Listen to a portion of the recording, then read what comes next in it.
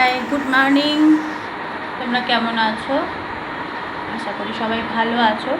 আজকে দেখো আমি একটা রান্না নিয়ে এসেছি, মানে রান্না অনেক কিছুই করবো। কী কী করবো তোমাদের সাথে শেয়ার করবো সবটাই।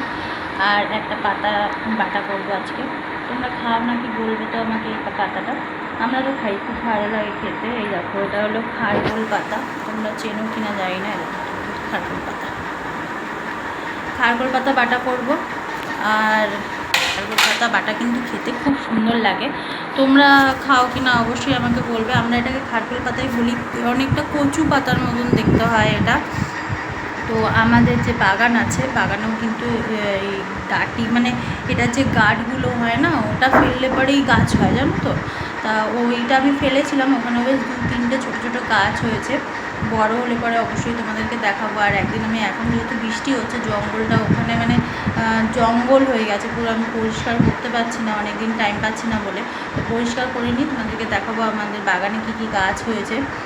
আমি গাছ এখন লাগাই না, তাই বেশি গাছ নেই, 2-3টের মতন গাছ আছে। তবে এখন এই সময়টাতে কী কী গাছ লাগানো যায় তোমরা অবশ্যই আমাকে বলবে।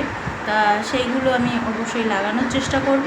আর যাই হোক, দেখবে তোমাদের বাগানটা খুব ভালোও লাগবে। ফুল গাছ আছে, তারপর লেবু গাছ আছে, অনেক রকমের গাছ আছে, তোমাদেরকে দেখাবো। আর তোমরা এই পাতা বাটাটা কীরকমভাবে খাও অবশ্যই আমাকে জানাবে। আমি কিন্তু এই পাতাটা কী করে বাটা করি সেটাও আমি তোমাদের সাথে শেয়ার করব পুরোটাই। আর খেতে কিন্তু সত্যি খুব ভালো হয়।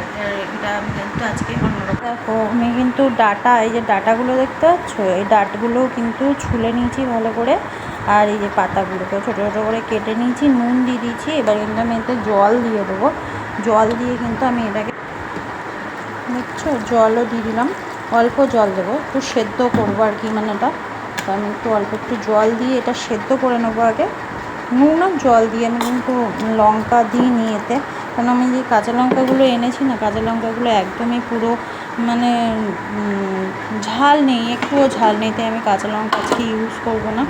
আমি এটাতে একটুখানি শুকনো লঙ্কা, যখন গরম জল হবে তখন এর মধ্যে দিয়ে দেবো। এখন সেদ্ধ হতে দেবো না লঙ্কা।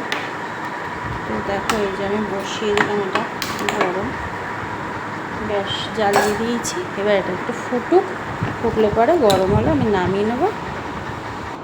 দেখো, এখানে পেঁয়াজ, রসুন আর শুকনো লঙ্কা আমি নিয়ে নিয়েছি। শুকনো লঙ্কা কিন্তু আমার সেদ্ধ দেওয়ার কথা ছিল, তো আমি সেদ্ধ দিইনি, বাটবই যখন তখন আর সেদ্ধ দিয়ে কী হবে। আর এখানে দেখো, খারকোল পাতাগুলো কিন্তু সেদ্ধ হয়ে গেছে। সেদ্ধ হওয়ার পরে মানে একদম দেখেছো কম হয়ে গেছে।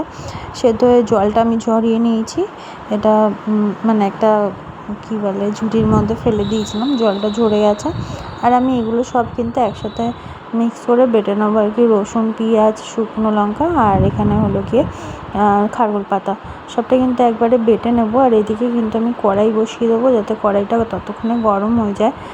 আর দেখো, আমি টমেটো দিতে ভুলে গেছিলাম, তাই আমি একটা টমেটো কেটে আবার যখন অর্ধেক বাটা হয়ে গেছে, আবার তার মধ্যে কিন্তু আমি দিয়ে একটুখানি মানে পেস্ট করে নেবো ওর সাথে একসঙ্গে করে, যেহেতু টমেটোটা দেওয়া হয়নি। আর এটা কিন্তু আমি তেলে দিতে পারতাম অবশ্যই, তাহলে অনেকক্ষণ টাইম লাগতো, যার জন্য করে আমি তেলে দিইনি।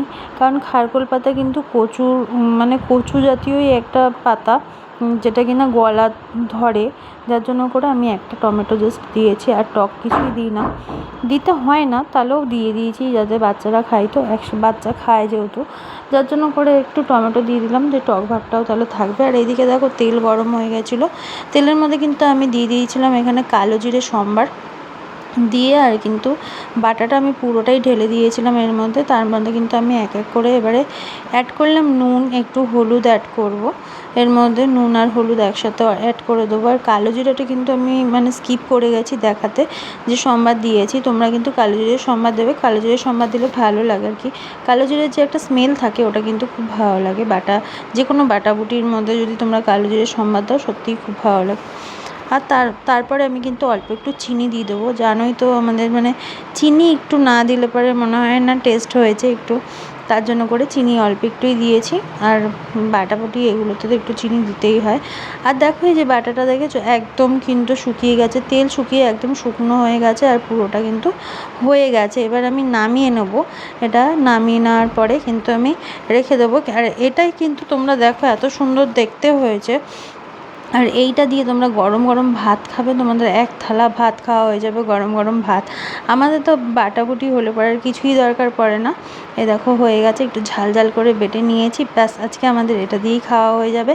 আর তার সাথে যা যা তরকারি করার করবো। আমি ভাতের ওপর এই কারণেই রেখে দিলাম, এটা গরম থাকবে। তো তোমাদের ভিডিওটা কেমন লাগলো অবশ্যই জানাবে। টাটা।